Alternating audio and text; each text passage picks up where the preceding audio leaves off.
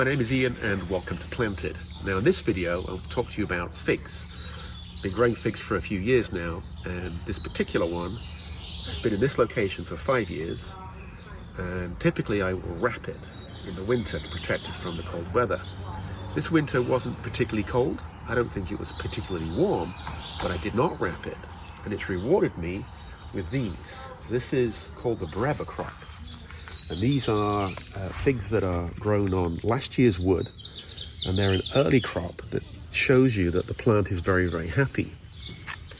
This particular plant has got typical growth for this time of the year. You can see here we've got 5 or 6 inches of growth. But what I want to show you is this little bit of dieback. Now, if I just do that, you can now see it. This is completely normal. And you can't always tell what's going to die back, but now you can. There's another piece of dieback here. We've got lots of fresh growth. And you need to make sure that you get to the right part, and it's in there.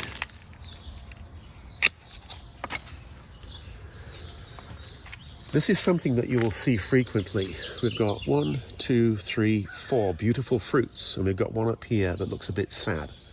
That is no issue whatsoever. Just knock it off.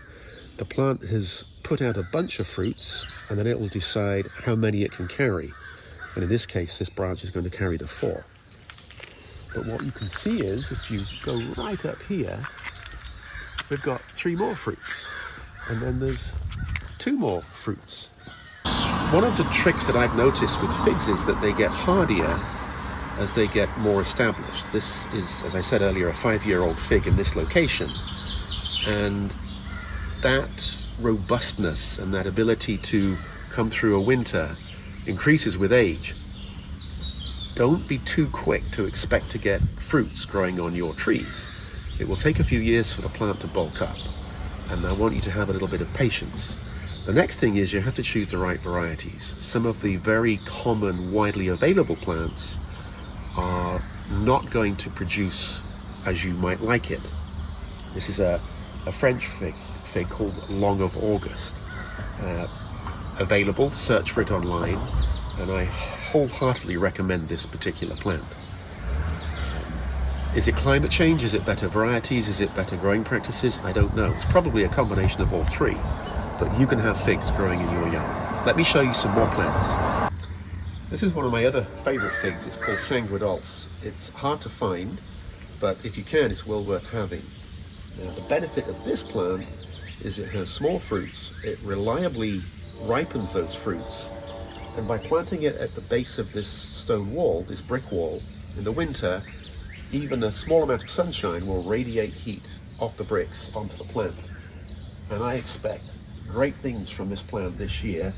Like the other fig, I didn't wrap it, and we've got some fruits, not many, because the plant's not as old as the other one. But I might actually try and train this into an Espalier in this area. I'm undecided. But that one is an older fig, been there for many years. This one is a younger fig, and it's planted at the base of the brick wall. These are things that you need to think about when choosing a fig. Let me show you some more plants. In early May in the northeast, fig trees start to put out new growth, new leaves, and if you're lucky, you'll get new fruits that have come through the winter, and these represent the Breba crop. Some of these will fall off, but it's going to be a great year. This fig was planted a few years ago. It's another Sanguine Dulce, one I just mentioned, but this has been trained as an Espalier from early years.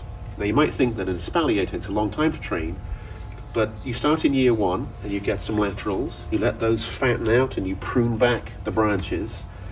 Before you know it, you end up with what we have here.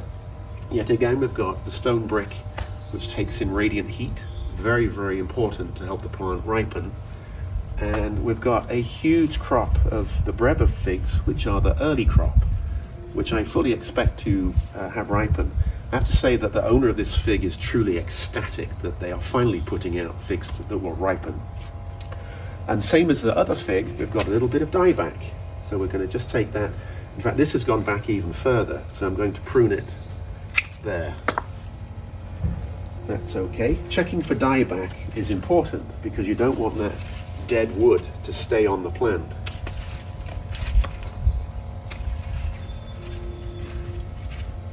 There's another piece right there. Same as the previous fig that I just showed you. We've got some that are ripening nicely, and there's a few little yellow small ones which will fall off. This is not a problem at all. Now this fig is about to explode with growth, and you can see in the back that we've got this stainless steel framework, and it means that as this branch here grows, I can then pull this into location and then let these new shoots grow up and then tie those onto this. Don't make your frame so small that it is quickly outgrown. Ultimately, this fig could grow 3 or 4 feet further this way, 3 or 4 feet further this way, and absolutely get up to here. And it would look beautiful. In the winter last year, it was covered. We had a tarp over it, which just helps keep off the strong, cold winds. Not so much cold, but the winds will desiccate the branches, and that can cause them to die back even further. This plant came through the winter beautifully. Get the right variety, plant it in the right location, be patient, and you too can grow figs. That's it. Thank you. Bye for now.